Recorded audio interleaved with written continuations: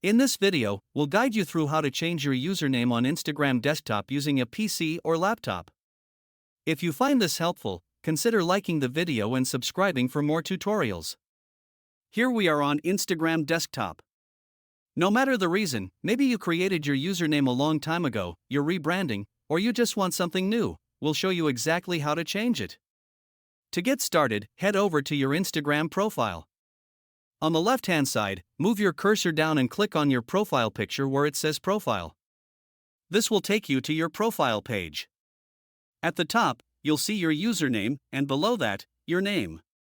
The difference is that your username must be unique. No one else on Instagram can have the same one, whereas your name does not have to be unique.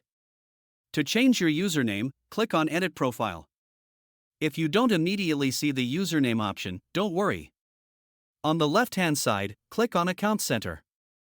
Once it opens, select your Instagram profile. Then scroll down and click on Username.